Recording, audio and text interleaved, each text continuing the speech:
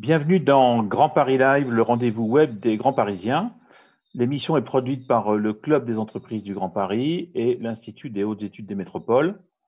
L'objectif de cette émission, qui est toute nouvelle, c'est de partager avec des dirigeants publics et privés, des experts, des sachants, des praticiens, des élus, donc de partager les enjeux essentiels des métropoles en général et du Grand Paris en particulier. Cette émission se déroule en deux temps. Le premier temps est un live auquel tout un chacun peut accéder en cliquant sur les nombreux liens qui circulent sur le net. Et il y a une seconde partie pour échanger avec notre invité, Robin Rivaton, lui poser des questions et partager les réponses. Et cette seconde partie est un webinar auquel vous avez été invité à vous inscrire et auquel vous pouvez vous inscrire pendant la première partie de l'émission, donc encore maintenant. La première émission de Grand Paris Live était consacrée à la logistique urbaine, enjeu majeur notamment dans les métropoles pendant cette crise. Et nous avons reçu Jonathan Seban, le directeur général de Sogaris, et vous étiez plus de 250 à suivre l'émission en direct. L'émission d'aujourd'hui est consacrée à un des grands enjeux qui sont ou pas complètement chamboulés, on le verra avec Robin Rivaton, chamboulés par cette crise, c'est le secteur de l'immobilier. Et donc, nous recevons pour en parler aujourd'hui Robin Rivaton, qui est économiste, conférencier, spécialiste de l'immobilier et d'autres qualités. Robin Rivaton est auteur de nombreux ouvrages. Je ne sais pas si ce n'est pas Un par an et deux les bonnes années, mais pas loin. Parmi lesquels deux récents, L'immobilier demain, édité chez Duno, et un autre qui a été édité très récemment aux éditions de l'Observatoire, La ville pour tous. Robin Rivaton est PDG et fondateur d'ailleurs également de Real Estate et directeur des investissements de ID Invest ou ID Invest, je ne sais pas si on le dit en français ou en anglais, et il est par ailleurs chroniqueur à l'Express et je vous invite à lire ses chroniques. Pour animer cette émission, je suis accompagné de Catherine Sabat, que vous connaissez tous.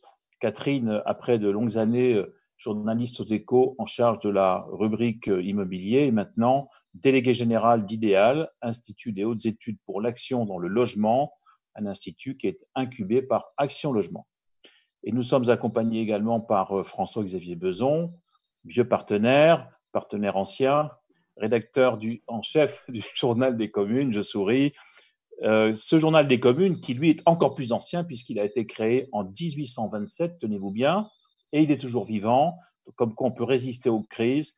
Et le journal des communes est un partenaire de l'Institut des hautes études des métropoles. Vous trouverez d'ailleurs dans la dernière livraison du journal des communes une grande interview d'Éric Lombard, parrain de la promotion 2020 de l'Institut des hautes études des métropoles. Lançons maintenant le sujet, si vous voulez bien.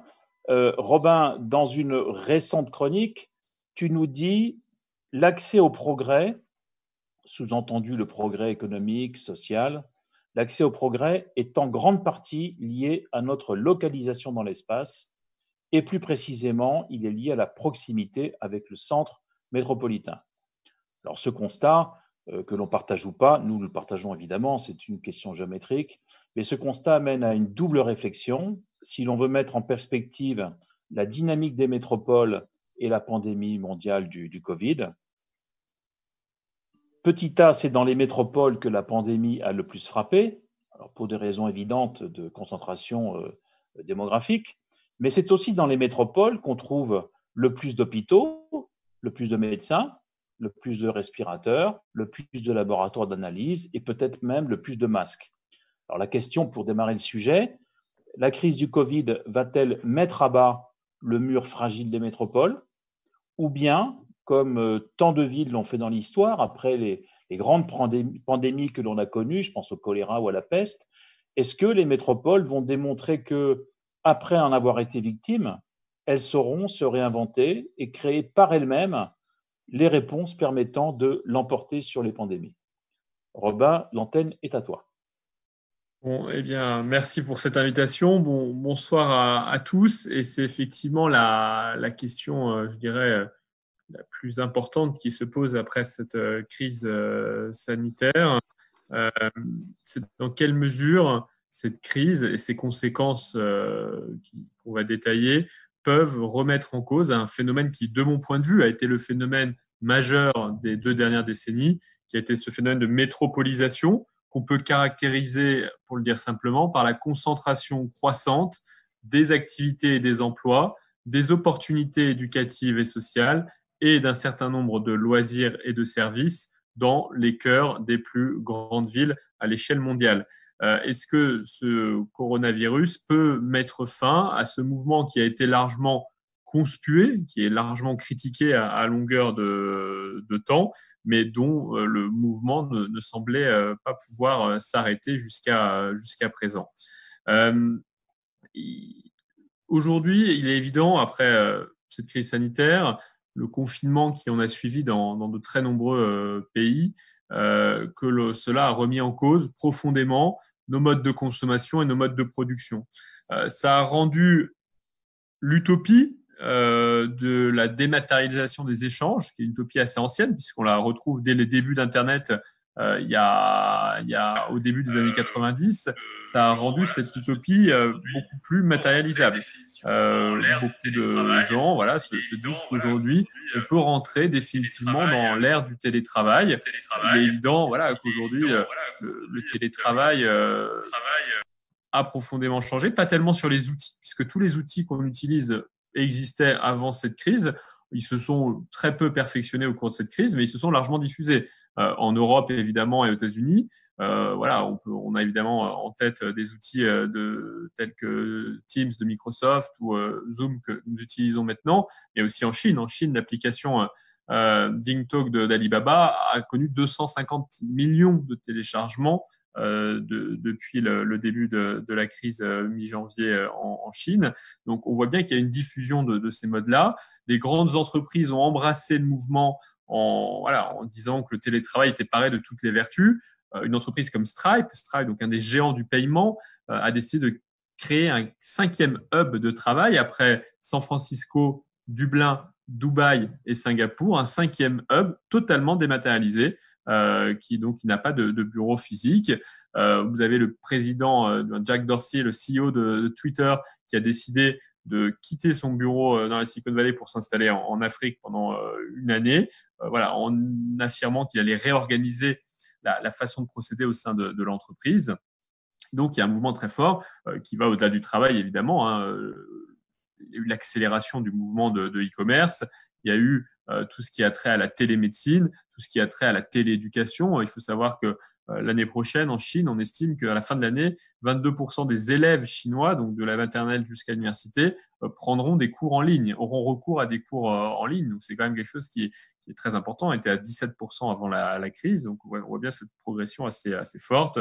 Et en télémédecine, je ne vais pas rentrer dans les chiffres, mais les opérateurs de télémédecine parlent de progression comprise entre x10, x20, x50 en termes de consultation journalière. Donc, il est évident qu'il y a eu une transformation radicale de nos comportements, de nos modes de consommation et de production par rapport à cette crise. La question, c'est est-ce qu'ils seront, d'une part, latents, est-ce qu'ils vont durer dans le temps, et est-ce qu'ils vont, d'un autre côté, aboutir à une transformation des préférences de localisation des ménages. Et c'est là où, de mon point de vue, après, encore une fois, c'est un sujet que je suis ravi d'ouvrir et sur lequel je suis ravi de débattre, de mon point de vue, on ne va pas avoir une modification si substantielle que ça des choix de localisation des ménages. Premièrement, le télétravail, même s'il a montré toute sa vertu, il reste quand même le luxe d'une partie de la population salariée. On l'a mis en évidence au début de cette crise sanitaire en ayant un peu cette dichotomie entre les gens qui montaient au front de la guerre sanitaire, si vous me reprenez cette métaphore, si vous me permettez cette métaphore guerrière, et de l'autre côté des gens qui pouvaient travailler de chez eux. Aujourd'hui, on estime qu'il y a 55% de la population qui est sur des travails dits postés. Posté, ça veut dire qu'il y a besoin d'être soit sur un espace physique, soit en lien avec une machine, soit en lien avec une équipe pour pouvoir produire le travail qui est attendu. Donc ça, c'est un vrai facteur limitant. Le deuxième point, c'est que toutes les tâches, même pour des personnes qui occupent des emplois dits de professions intellectuelles, ou donc qui vont être des emplois de professions créatives, ne correspondent pas au télétravail. Une partie d'entre elles l'est nécessairement, mais une autre partie nécessite de dialoguer, de rencontrer, d'échanger, de créer, et cela nécessite une rencontre physique. Et cette rencontre physique, si quelqu'un doit venir au bureau, ne serait-ce que 2 jours par semaine, il va avoir tendance à se localiser à proximité de son bureau. Le maximum de déplacement que l'être humain est capable de tolérer sur une journée varie, mais bon, on a cette loi un peu universelle des 2 heures, 2h30 par jour. Donc, de toute façon, quelqu'un qui doit venir dans un espace, se rendre dans un espace physique plusieurs fois par semaine, même si ce n'est que 2 jours, va plutôt avoir tendance à se localiser dans cet espace, dans cette proximité. Le troisième point, et ça c'est quelque chose de plus personnel, mais je suis persuadé qu'on a un certain nombre, que la richesse de l'échange physique est beaucoup plus forte que simplement de le retranscrire un échange visuel. Si vous me permettez cette expression, je vais reprendre mon métier, mais mon métier, moi, c'est d'investir dans des entrepreneurs qui vont créer des startups qui sont dans les secteurs de l'énergie, de la mobilité et du bâtiment. À un moment, on a besoin de sentir les gens, si vous me permettez cette expression, au propre comme au figuré. Et sentir les gens, ça veut dire qu'on a besoin de les rencontrer, on a besoin de se faire une idée sur quelqu'un. Et la vidéo, c'est très bien, mais ça ne suffit pas pour créer cette conviction intime qu'on est face à la bonne personne. Et quatrième point, et on pourrait y revenir, mais c'est un phénomène de plus long terme, plus le numérique sera falsifiable, plus il sera manipulable. Et on l'a vu avec un certain nombre de polémiques qui ont pu survenir sur la qualité, sur la fiabilité, sur la sécurité des communications informatiques qui nous lient, plus on aura envie de voir les gens en vrai et de s'assurer que la personne qui est face à nous, c'est bien quelqu'un avec qui on a créé cette relation de confiance. Je ferai un dernier point là-dessus et puis après j'avancerai, mais juste une étude, parce que je la trouve toujours très amusante et je la trouve très parlante. Des économistes américains ont essayé de mesurer la perte de créativité, d'innovation liée à la prohibition.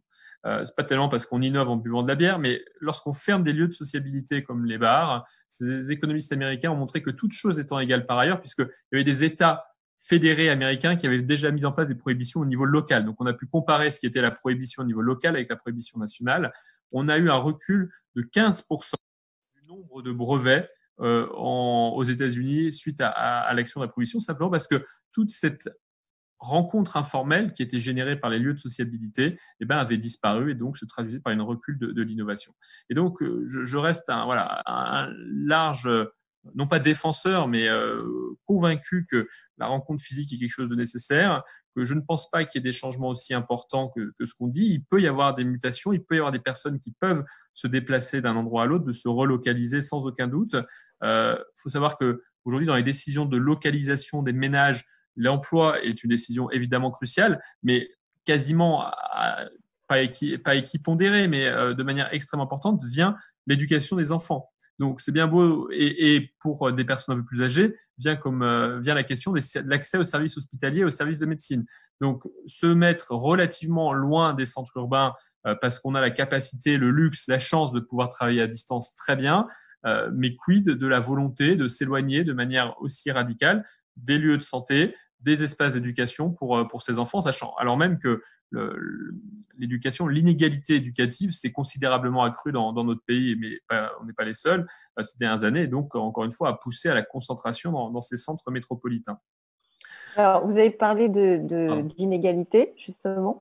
Donc, moi, je voudrais juste refaire attirer la réflexion sur le territoire et sur le territoire des métropoles. On a vu qu'il y a un certain nombre de Parisiens, pas mal, qui ont quitté la ville, alors on a dit qu'ils avaient fui, qu'ils avaient eu la possibilité et la chance pour ceux qui sont partis d'avoir un point d'atterrissage ailleurs. Donc, ça pose la question des inégalités de façon très forte, parce qu'il y a ceux qui peuvent partir et ceux qui sont obligés de rester. La métropole, elle est néanmoins de moins en moins inclusive, et ce qu'on appelait les villes tremplins à une époque, c'est-à-dire qui permettaient d'accueillir des gens qui arrivaient et qui étaient petit à petit intégrés au système économique de la métropole, aujourd'hui le sont moins, et finalement toute la crise des Gilets jaunes nous a aussi montré ça, avec une alternative du périurbain qui n'était pas plus très acceptable. Donc, aujourd'hui, il y a quand même cette question d'inégalité. Les métropoles sont de plus en plus inégalitaires. Est-ce que cette pandémie et le fait qu'on réfléchisse à peut-être habiter ailleurs, parce que habiter ailleurs, ça veut dire aussi peut-être se loger en achetant des mètres carrés moins chers et donc plus de mètres carrés. Donc évidemment, ça pose la question des allers-retours, ça pose la question de la scolarisation des enfants, comme vous disiez, etc. Et quand on est un couple biactif, c'est pas du tout facile à organiser. Néanmoins, est-ce que vous ne pensez pas qu'il peut y avoir un mouvement dans ce sens, soit de la métropole vers des territoires moins métropolitains, soit de la métropole du Grand Paris vers d'autres métropoles?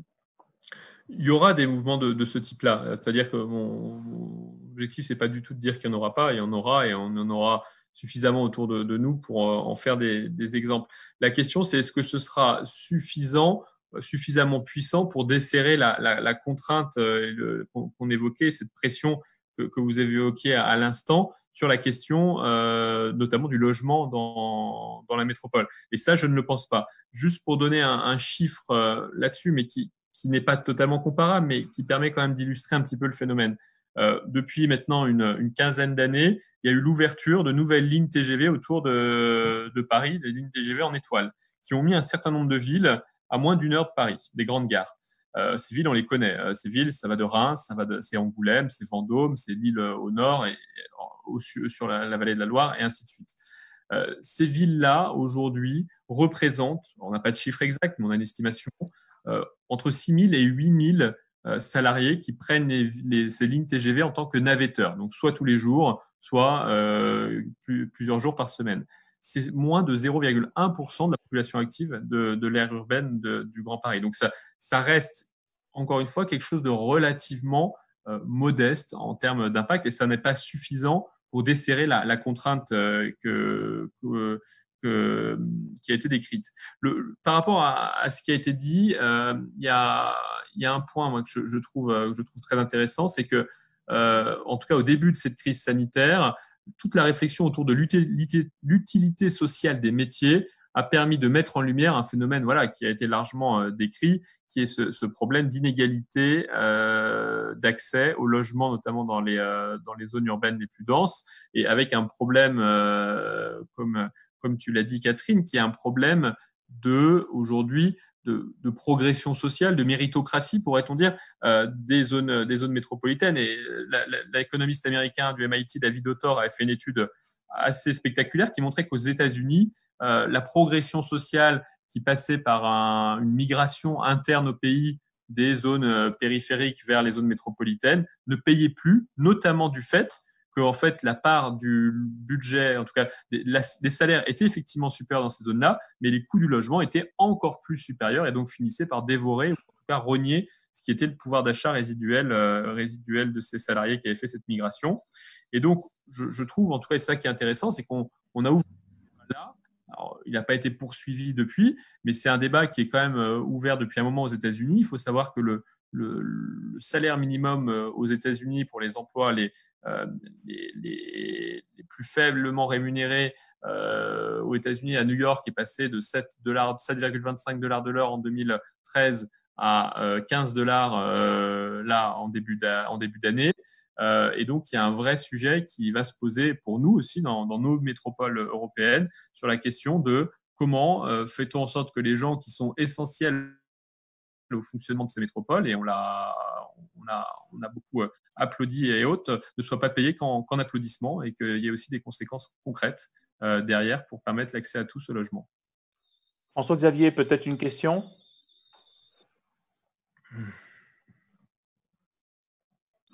Le temps que François-Xavier pose sa question, moi j'en ai une sur les prix de l'immobilier. Parce qu'évidemment, d'ailleurs, tout ce que tu nous exposes, Robin, il y a une question que tout le monde se pose. Alors, il ne s'agit pas d'interroger la boule de cristal, hein, sinon on aurait invité Madame Irma.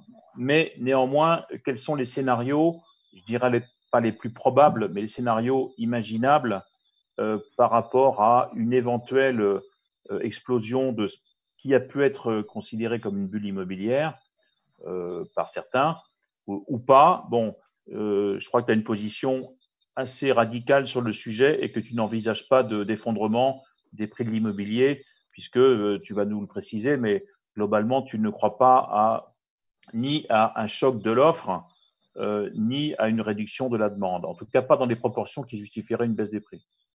Oui, alors après, on est toujours, on regarde le marché parisien avec une loupe énorme et qui en fait ne reflète en rien le marché national. Et ça, c'est valable pour d'autres capitales et d'autres pays. Voilà, on a un marché des cœurs de métropole qui est un marché des petites surfaces, rappelons-le, hein, mais on est sur 50 mètres carrés en moyenne à Paris. On a un marché qui est plutôt un marché de célibataires et de jeunes couples sans enfants, qui aujourd'hui sont des profils qui trouvent dans la métropolisation l'accès à un marché de l'emploi assez profond et puis des services qui ne sont pas possibles ailleurs que dans les métropoles, tout simplement parce qu'il n'y a pas le niveau de densité suffisante pour les offrir ailleurs.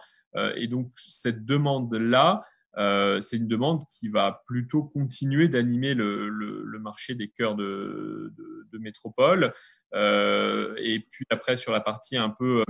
alors, il y a une question qui se pose et qui est une vraie question, un peu à la suite de ce que disait Catherine tout à l'heure, c'est qu'on a quand même dans Paris aujourd'hui un certain nombre de multipropriétaires, souvent un peu plus âgés, souvent soit entre retraite et vie active, qui ont des résidences, soit une résidence secondaire hors de Paris, ou soit qui considèrent leur appartement parisien comme une résidence secondaire, et qui peuvent légitimement se poser la question demain de se dire est-ce qu'il y a l'envie de retourner dans les centres urbains. Ça représente un volume de logements non négligeable. Là, on parle d'une centaine de milliers de logements dans ce cas de figure. La vraie question qui se pose, c'est que les propriétaires qui seraient amenés à les vendre ou à les céder ne le font pas sous la pression. C'est-à-dire que ce sera un calcul rationnel qui ne se traduira pas par tout d'un coup la libération de dizaines de milliers ou centaines de milliers de logements sur le marché. Donc, ça peut avoir un impact. On peut assister à une augmentation de l'offre, mais ce n'est pas une offre qui tout d'un coup va venir sur le marché débouler avec des prix beaucoup plus bas. Donc, de mon point de vue, je ne pense pas que ça ait un impact. Et sur la partie couronne des métropoles, là où la production de logements neufs est un peu plus importante, voilà, on va avoir un contre-effet. Il y aura sans doute un effet sur la demande avec les conséquences de la crise économique et de la crise sociale, donc avec quand même une réduction du nombre de personnes susceptibles d'avoir accès à l'emprunt et de pouvoir acheter des logements neufs en tant que primo-accédant. Et en même temps, l'offre va se contracter très fortement. L'offre, voilà, on avait largement eu l'occasion d'évoquer ces sujets, mais le nombre de permis de construire a quand même très largement été réduit au quatrième trimestre 2019, au premier trimestre 2020. On sait qu'on a encore des difficultés là pour les prochains trimestres. Donc, le nombre de logements aussi va baisser. Donc, on peut attendre, il y aura forcément une légère baisse des prix, mais on peut s'attendre à ce qu'il y ait un équilibrage entre les deux. La situation est un peu différente pour les territoires, entre guillemets, hors de ces zones métropolitaines, où depuis maintenant 5-6 ans, la baisse des taux avait permis à de nombreux ménages de passer du statut de locataire à propriétaire, avec parfois des taux d'effort qui étaient relativement semblables, parfois même qui s'inversaient légèrement, donc avec des remboursements on parle, le schéma type, hein, c'est des ménages qui payaient 700 €, 750 € de loyer et qui passent dans des catégories de remboursement d'emprunt de 650 à 700 €. Et là, par contre, on le sait, mais ça datait avant le Covid, mais les décisions du Haut Conseil à la stabilité financière de mi-décembre, plus l'effet Covid, ont fait que les banques ont complètement restreint la production de crédit sur cette population-là. Et ça aura un impact non négligeable sur un certain nombre de villes moyennes ou petites, dont les prix de l'immobilier étaient déjà plutôt orientés vers la baisse. On a beaucoup parlé d'immobilier d'habitation, Robin, mais quid de l'immobilier commercial et de l'immobilier tertiaire? L'immobilier commercial va souffrir, pas uniquement dans les métropoles, dans les villes moyennes. Est-ce que ça ne peut pas remettre en cause des programmes gouvernementaux? Je pense au plan Action Cœur de Ville. Est-ce que l'immobilier commercial va résister à cette crise? Alors, voilà, je ne veux pas me prononcer sur tout non plus. Je connais mieux le logement que l'immobilier commercial. Ce qui est sûr, c'est que là aussi, et je crois assez peu à la thèse d'un monde d'après, c'est-à-dire que les crises, en général, viennent plutôt accentuer des tendances qui étaient déjà latentes dans la société plutôt que de venir créer quelque chose de complètement nouveau. Donc, la crise de l'immobilier commercial, elle était latente. Voilà, aujourd'hui, on est à 10 points de la consommation totale qui est faite par Internet, qui est dématérialisée. Alors après, elle se matérialise quand même un moment, mais disons qu'elle passe par Internet. On sait de sources un peu. Aujourd'hui, ce pourcentage qui est de 10% en France, il est de 18% au Royaume-Uni. Et la trajectoire à 10, 15, 20 ans, elle est de nous amener à 30 ou 40%. On peut se dire que c'est bien, pas bien, le refuser, mais voilà, la plupart des spécialistes s'accordent pour dire que ça sera cette trajectoire-là. Donc, le problème de l'immobilier commercial, malheureusement, il a commencé avant le Covid et il va durer après le Covid. Donc, la crise l'accélère très fortement, met une pression insoutenable sur un certain nombre de commerces et d'acteurs, fait craindre un vrai sujet de concentration de l'offre, puisque les grosses chaînes, les gros acteurs ont une capacité de résistance là où les petits acteurs évidemment vont souffrir. Donc il y a un vrai sujet d'uniformisation de l'offre. Et donc la question à laquelle se heurtait un certain nombre de villes moyennes, qui était ce sujet de revitalisation du centre, qui était compliqué et pour lequel le gouvernement avait mis en place un certain nombre de dispositifs qui semblaient de bonne aloi et en tout cas sur la bonne stratégie. C'est sûr que ça va être encore plus compliqué à les développer. Alors, parmi les solutions, il y a quelque chose qu'on voit beaucoup en Asie. Une cinquantaine de villes chinoises l'ont mise en place. Taipei, à Taïwan, le gouvernement l'a mis en place aussi. C'est des coupons. Énormément d'émissions de coupons à utiliser dans les commerces de la ville, parfois liés au fait de dormir dans des hôtels. Donc voilà, utilisation de coupons pour redynamiser et avoir une aide directe qui soit directement fléchée, non pas sur une consommation qui se ferait sur Internet à distance, mais vraiment sur les commerces de la ville. Et je sais que la ville de Tours a notamment voté en conseil municipal une délibération de ce type-là, et d'autres vont suivre, que ce soit en Europe, que ce soit aux États-Unis. Je confirme parce que je suis tourangeau, 1,5 million engagés par la ville à destination des commerces. En Chine, sur les 53 villes, ça représente 750 millions d'euros qui auront été mobilisés sur cette initiative. À Taïwan, c'est quasiment 80 millions. Donc voilà, c'est juste pour montrer que ce type d'outil qui en fait est un type d'outil qui a été utilisé il y a très longtemps dans des crises précédentes et était tombé un peu en désuétude dans les crises récentes, revient un peu au goût du jour parce qu'il faut agir très fortement et à une échelle locale. Donc après, on peut se poser des questions sur la capacité à être redistributif sur ces dispositifs, parce que comme c'est des dispositifs qui sont souvent universels, on donne autant aux personnes qui n'en ont pas besoin qu'aux personnes qui en ont vraiment besoin. Mais c'est des dispositifs qui en tout cas permettent de redynamiser les tissus économiques locaux. On n'est pas très loin de la monnaie hélicoptère. Je propose qu'on bascule sur le webinaire parce qu'on a pris un petit peu de retard. Donc, vous ne bougez pas, les intervenants et animateurs, et on va passer sur le webinaire où on pourra prolonger évidemment la discussion.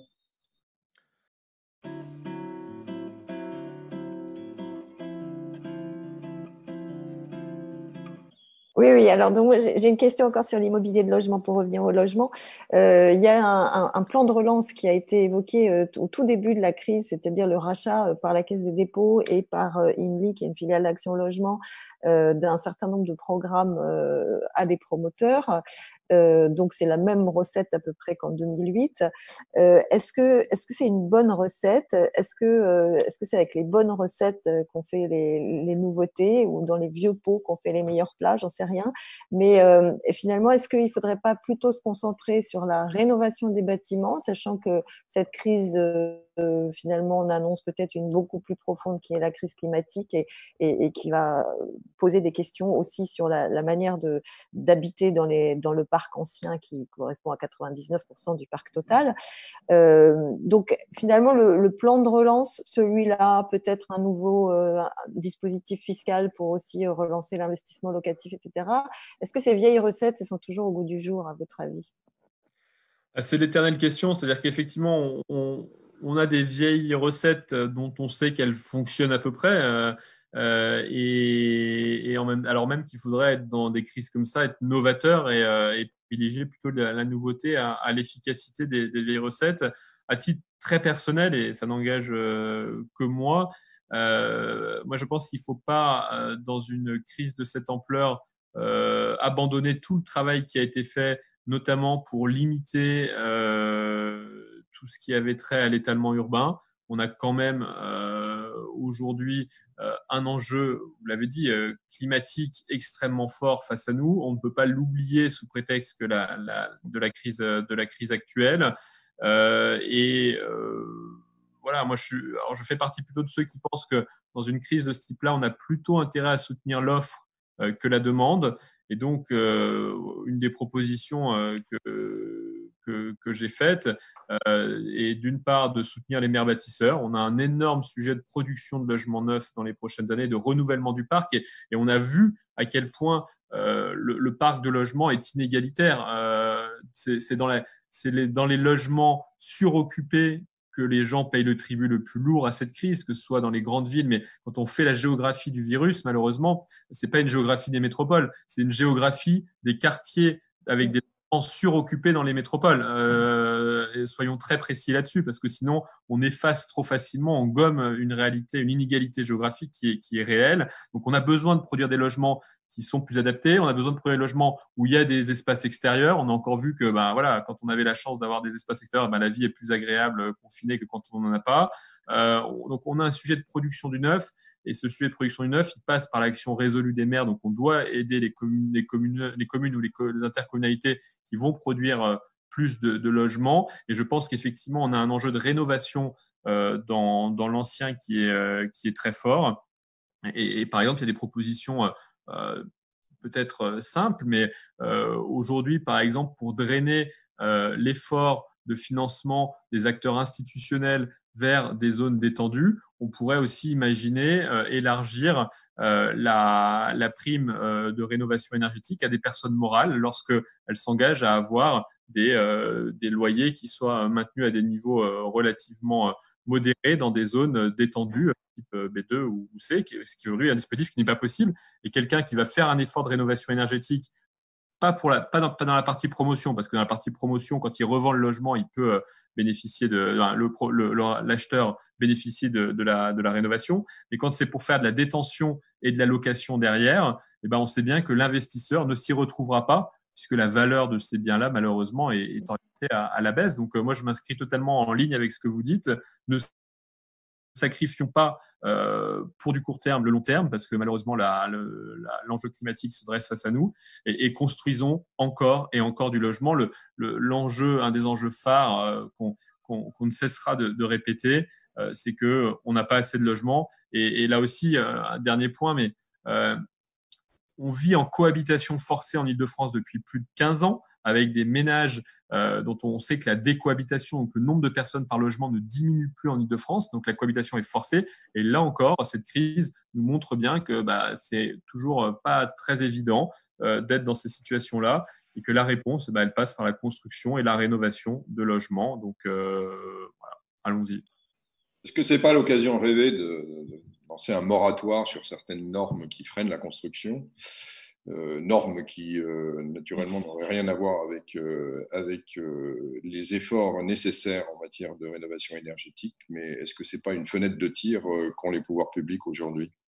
Oui, alors après, sur la partie normes du bâtiment, beaucoup a été fait. Pour en rajouter ou pour en enlever? pour en enlever quand même. Et aujourd'hui, le point plus bloquant que la question des normes dans le bâtiment, c'est plus la longueur de la procédure d'urbanisme, qui est une procédure qui fait intervenir de nombreux acteurs, qui est très peu digitalisée, on l'a vu ces dernières semaines, et c'est une procédure qui mériterait aujourd'hui d'être complètement réinventée à l'aune du numérique, tout simplement parce qu'on peut avoir des solutions de consultation des différentes parties de l'administration déconcentrée, des personnes qui sont autour du projet, des autorités municipales évidemment, sur un outil qui pourrait être beaucoup plus efficace et beaucoup plus digitalisé. Et je pense que voilà, aujourd'hui, tailler dans les normes, c'est aussi, il y a des gens qui les ont défendus. Alors on peut s'en plaindre, mais c'est s'exposer à un combat politique long, alors que être plus efficace sur la procédure d'urbanisme, ça fera plaisir à tout le monde, aux municipalités, aux riverains, aux promoteurs, aux futurs habitants, et on sera capable de produire du bâtiment, des logements beaucoup plus rapidement. Donc, s'il faut d'abord tailler dans la norme, taillons dans celle-ci. Moi, j'ai une question sur ces nouveaux Je pense logements. qu'on pourrait même en rajouter, parce que je pense qu'on pourrait même en rajouter. Je vais aller à l'encontre de tout ce que tout le monde pense, évidemment. Mais, par exemple, conditionner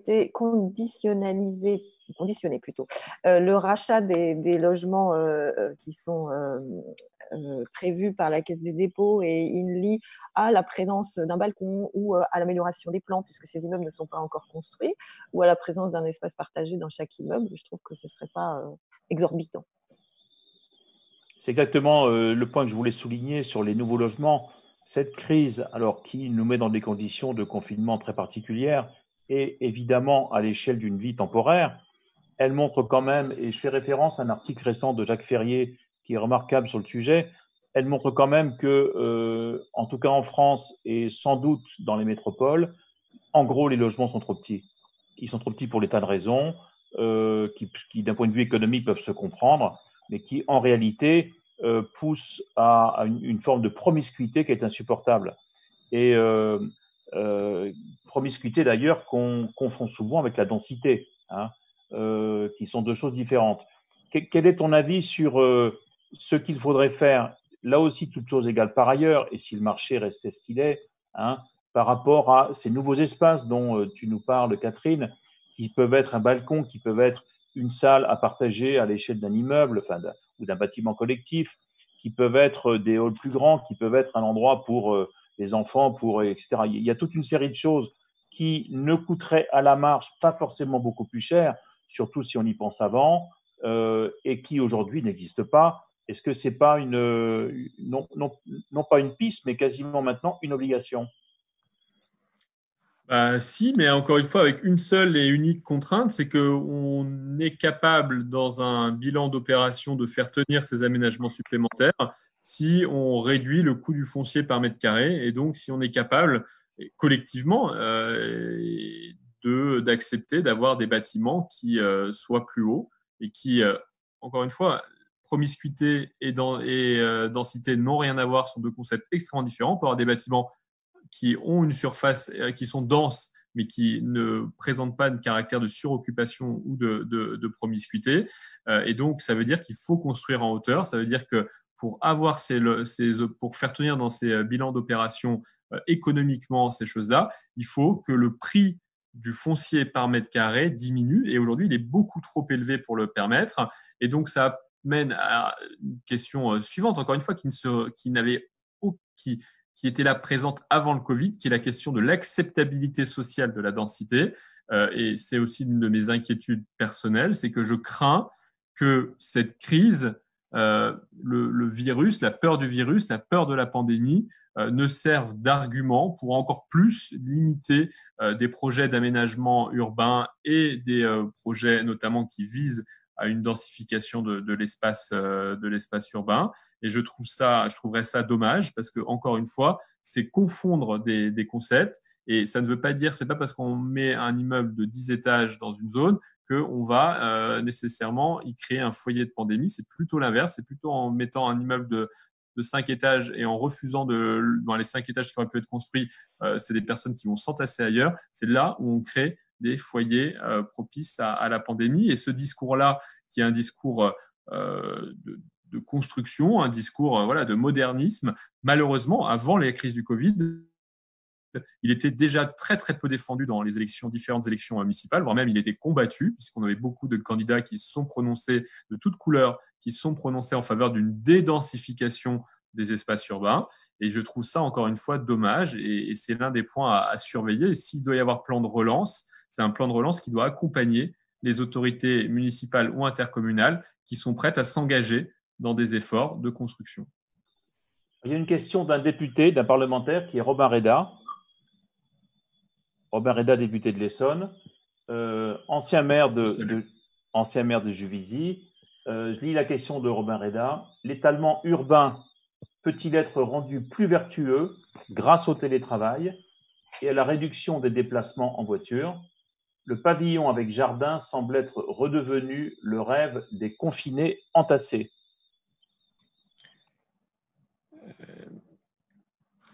Encore une fois, c'est qu'on est sur une partie minoritaire de la population qui peut pratiquer ce mode-là d'organisation. Dans les choix de localisation des ménages, le travail d'un ou des conjoints n'est qu'un des facteurs de localisation. L'école est un facteur crucial et les inégalités scolaires. L'école française, aujourd'hui, est l'école qui reproduit le plus le niveau social des parents. Donc, voilà, ça donne quand même une idée de ce qu'on a comme école. Donc, il y a quand même beaucoup de gens qui ont tendance à vouloir se localiser dans les centres urbains et qui vont faire des décisions. Voilà, je ne vais pas ouvrir un débat là-dessus, mais le contournement ou la gymnastique de la carte scolaire est quand même un sport urbain fortement pratiqué. Et encore une fois, le but, c'est pas de vilipender quiconque, c'est ainsi.